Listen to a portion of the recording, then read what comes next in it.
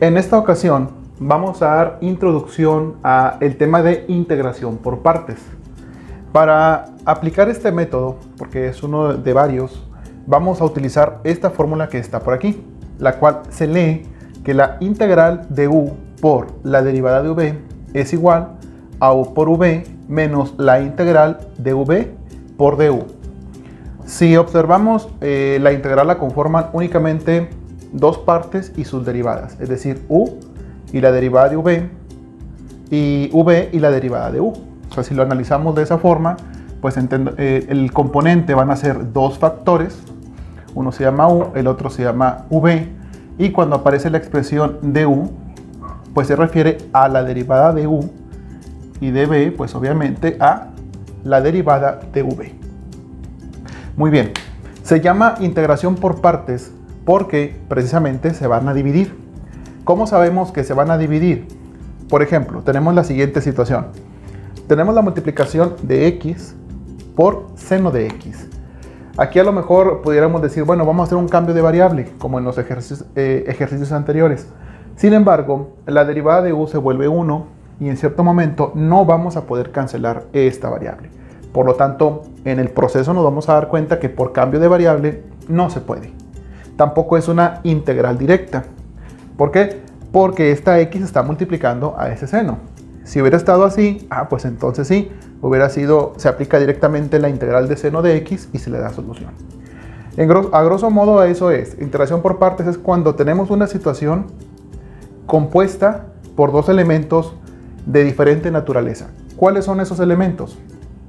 Si lo vemos por acá, puede estar compuesta por inversas, logarítmicas, algebraicas, trigonométricas y exponenciales. Todavía no hemos visto nada de identidades inversas. Las identidades inversas se les llama tangente, arco, seno, que también se conocen, por ejemplo, con un signo de negativo. Cuando lo vemos de esa forma, bueno, estamos hablando de alguna expresión inversa. La logarítmica ya sabemos que es el símbolo del logaritmo natural. Las algebraicas pues son todas las que contienen x, x cuadrada más 1, etc. Puramente álgebra. Trigonométricas ya sabemos que son senos, cosenos, tangentes, cosecantes, secantes, etc. Y exponenciales pues ya sabemos que tenemos a la v y a la b. ¿Ok? Básicamente esos son los componentes de estas 5 familias de funciones y se le conoce con el nombre de ilate, precisamente porque es la inicial de cada una de esas familias. Ok, ¿para qué me sirve ilate? Porque necesitamos elegir de una función quién va a ser u y quién va a ser v. Como va a estar compuesta de dos términos, entonces una va a ser u y la otra va a ser v.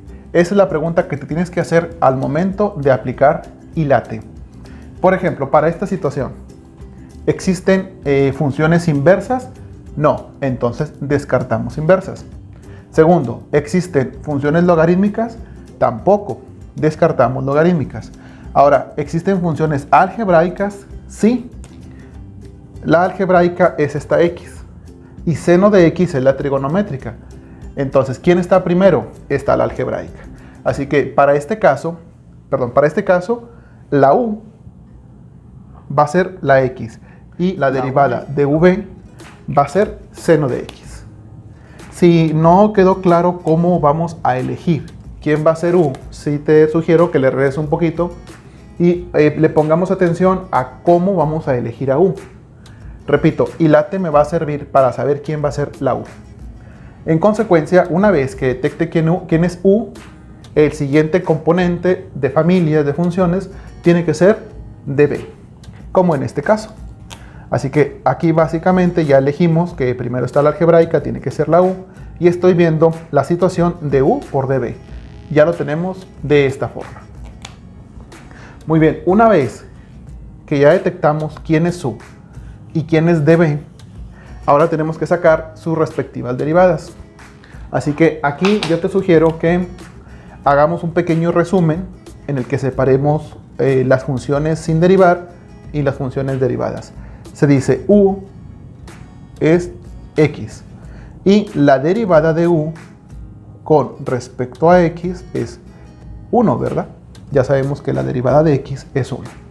Muy bien, de aquí tenemos que despejar nuestro diferencial, es decir, tenemos que dejar du solo, porque recuerde que el du es uno de los componentes que necesitamos. Así que este de x, pues prácticamente viene a multiplicar a ese 1 y te va a quedar que du es igual a 1 de x y únicamente se pone el de x. Muy bien, aquí ya tengo el segundo componente, mira. Este es un du, este es un componente, este es un componente, ya tengo 2 de 4. Ahora me voy a ir con v. Dijimos que la expresión de v aún no la conozco. El que conozco en este momento es db, porque dijimos que db es el segundo componente. Aquí está. Entonces lo podemos poner de esa forma. La derivada de v representa a seno de x. Pero si te das cuenta, en este momento ya está derivada, porque es derivada de v. Ahora lo que yo tengo que hacer es integrar esa expresión, porque recuerda que la integral pues es la situación o la operación contraria a la derivada. Entonces integramos los dos lados de la igualdad. Cuando integramos un db, se dice que desaparece el diferencial con la integral y me queda únicamente la variable. Por lo tanto, nada más queda b. Y de este lado, sí vamos a integrar. Si te das cuenta, seno de x es muy sencillo, y si checas en tu formulario, la integral de seno de x es menos coseno de x. Menos coseno de x. Y pues ya tenemos los 4 componentes. Si te fijas, ya tenemos a de b, tenemos a b, tenemos a u y a du.